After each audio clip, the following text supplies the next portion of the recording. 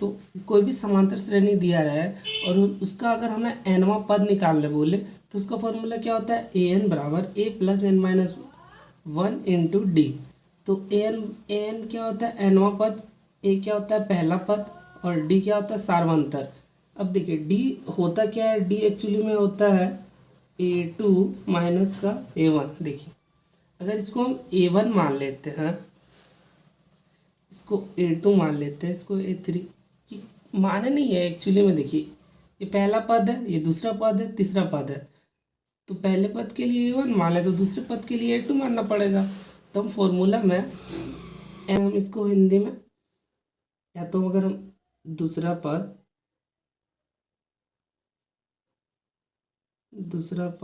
Minus का पहला पद, माइनस का पहला पद।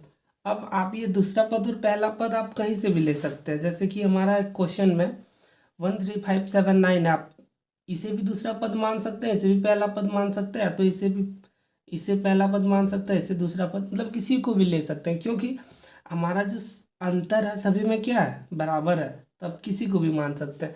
हमारे समांतर श्रेणी में हमेशा अंतर बराबर होगा, तभी वो समांतर श्रेणी कहलाएगा।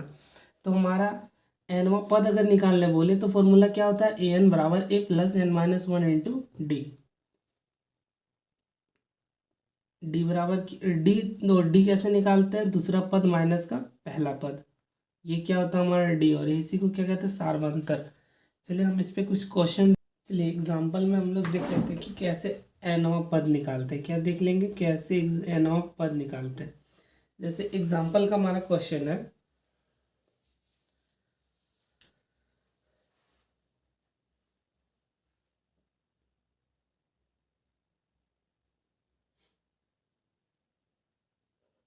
Two comma 5 comma 8 comma 11 dot dot dot dot, हमें कौन सा पद निकालना।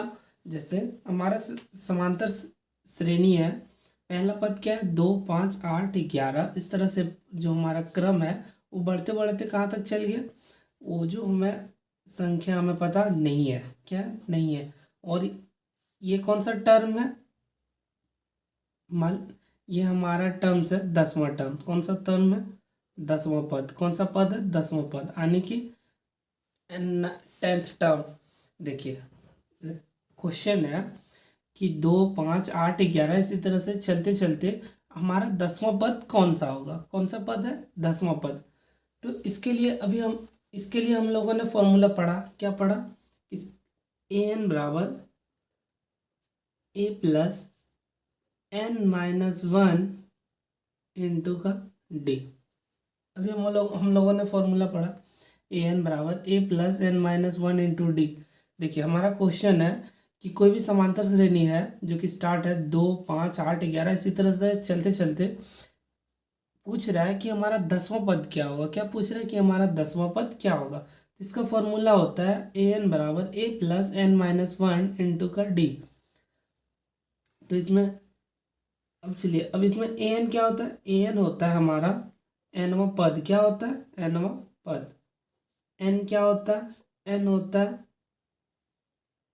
संख्या, क्या होता है कुल संख्या, क्या होता है कुल संख्या।